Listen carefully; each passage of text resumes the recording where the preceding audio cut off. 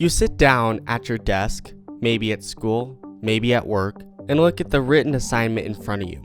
But none of it makes sense. The words seem jumbled, the letters look backwards, and even when you try to read the instructions, it's all just confusing. But you're used to this. It's been like this for as long as you can remember. For some people, reading might be nearly impossible, but for others, reading is easy, but math and numbers feel like a foreign language. So what's going on here? Why is it that people around you seem to learn effortlessly, but then there's you who's stuck on reading a sentence or doing a simple math problem? A learning disability is a neurological condition that affects how a person processes and understands information. This looks different for everyone. Some people with learning disabilities struggle in some subjects but do great with other subjects. Some of the more common learning disabilities include dyslexia, dyscalculia, dysgraphia, auditory and visual processing disorders, and nonverbal learning disorders. For instance, dyslexia affects around 5 to 10% of the USA's population. People who have dyslexia often excel in math and science, but when it comes to reading, a whole new challenge opens. Kids with dyslexia often have reading skills well below age expectations, often write letters backwards or get letters mixed up, and have an inability to sound letters out and form words, and overall avoid any activities that involve reading because they often get discouraged by them. A study done in 2017 found that as much as 1 in 5 people, or around 20% of the population, has at least one learning disability. Although this sounds small, this accounts for around 10 million students in the USA today. A pretty large number despite being only 20% of the USA students. Kids who have learning disabilities fall way below grade level average, and therefore the risk of not moving on to the next grade is very high. Studies have also shown that having a mental disability, even if diagnosed, increases your chances of dropping out of high school, college, or even becoming unemployed later in life. People who have dyscalculia, a learning disability not as widely recognized as dyslexia, often get put down to the lowest level math class, get ridiculed by parents and even teachers for being stupid, and sometimes even have to repeat a grade, which is very unfair. Many schools today offer IEPs and 504s to help children who have a learning disability, but only about 10 to 15% of students actually have these. And with that being said, I know from experience, not all children who have them actually need them. And if 20% of kids have a learning disability and only 10% are on a 504, then not all the children with a learning disability are actually getting the help they need. So what are the signs and symptoms of a learning disorder, and do you have one? The majority of people with learning disabilities get diagnosed in early elementary school years, typically by around their 3rd grade year.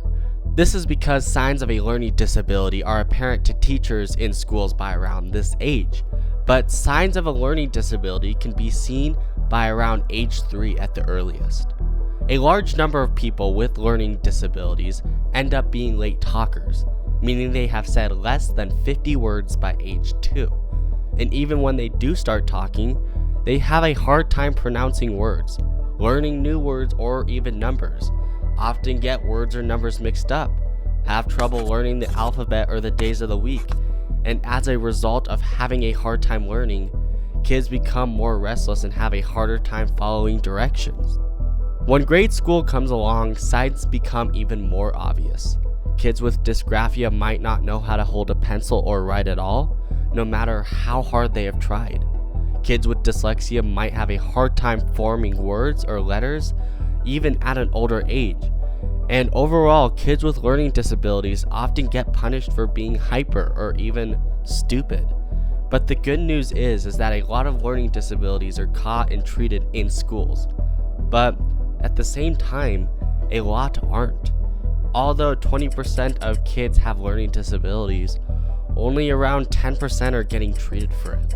So if you're in a high school or even a full-grown adult and feel like you have an undiagnosed learning disability, then you might, even if you weren't diagnosed as a kid.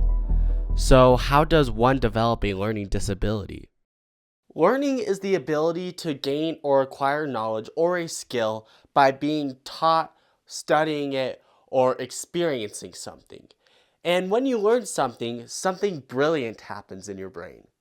When you learn, neurons in different parts of the brain communicate with each other.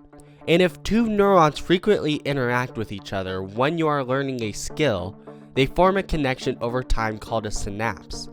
The synapse forms when you learn something, making it easier for the neurons to communicate with each other, and on the other hand, make it easier to do that skill. But if you stop doing that skill, the synapse in your brain will die out, and you will no longer have that skill.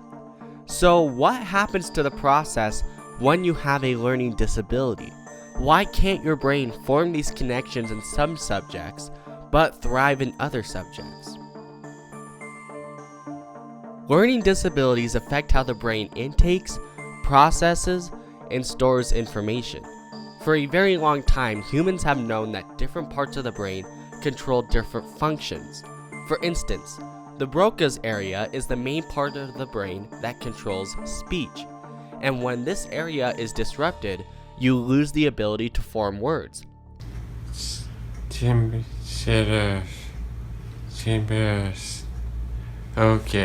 Okay. This is similar for people with learning disabilities. The left brain hemisphere, for instance, is used to sound out and read words. That's what the left hemisphere is best at and what the brain has evolved to do. So reading is controlled by the left side of the brain.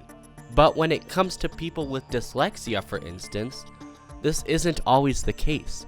Learning disabilities, such as dyslexia, affect how the brain is wired and structured. The cause for this difference in structure and connection is primarily just genetic, environmental, or caused by another mental disorder. Because of this difference in brain function, the brain struggles at certain tasks, such as reading with dyslexia.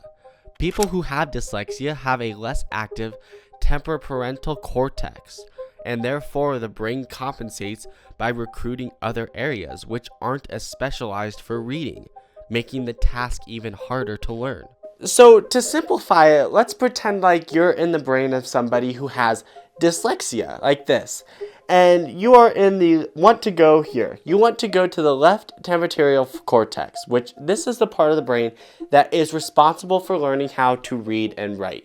So you want to go here. Let's say you're driving there in your car. And you come up to this area and you notice that there is some traffic there because this area is less active. So you want to take a detour around the traffic. You don't want to stay in the traffic. So you drive around it and you end up here. This is the same thing the brain does if you have a learning disability. Because certain parts of the brain are less active, the brain diverts your information, your knowledge, what you're learning, to a different part of the brain, and that different part of the brain doesn't know how to handle that specific knowledge as well, and therefore cannot create synapses between different brain neurons. Therefore, learning that skill is a little more challenging. Learning disabilities are hard on a person's self-confidence and mental health. Being behind peers at school is hard, and struggling on a skill some find super easy is even harder. A study done in 2016 found that around 50% of people with a learning disability also have a mental health problem such as anxiety or depression. This is because people view those who have a learning disability as stupid or broken sometimes, but this isn't true at all. Because people with learning disabilities are more active in some brain regions than others, they are often very gifted in some subjects. Some people with dyslexia may struggle with reading, but excel in logic-based subjects like math or science, like Albert Einstein and Richard Branson. And some famous people with dyscalculia often excel in many other subjects, like people such as Benjamin Franklin and Bill Gates have proven. Having a learning disability doesn't mean you're not smart. It just means that you just struggle more in some subjects rather than others. And even though having a learning disability can be stressful, and seeing somebody you love struggle with a learning disability can be stressful, I'm going to show you how you can help. Helping somebody or yourself with a learning disability can be hard and at times frustrating. But the first thing you should do if you suspect you have a learning disability is to get officially diagnosed. Talk to a doctor, psychologist, or a trusted person for more help on this. Try getting multiple opinions for your problem and see what accommodations can be made for you at work or at school. A lot of times, schools tell children that they don't have a learning disability because they have good grades and good behavior. But that in itself is not proof you don't need help. The first step to helping is patience. Learning disabilities like dyslexia don't make learning to read or write impossible. They simply make it more challenging. So it requires a lot more practice. Celebrate small wins. Go at your own pace and let others who are trying to help you know about your diagnosis. Be persistent in learning. Try to start consistent with practice, as skills can fade without use. Many schools today offer 504s for special accommodations for people with learning disabilities, such as having extra time on tests and a lot more. Specialized tutoring is also an option, as well as occupational therapy to help you with a subject you are struggling with, no matter your age. If needed, use technology to help.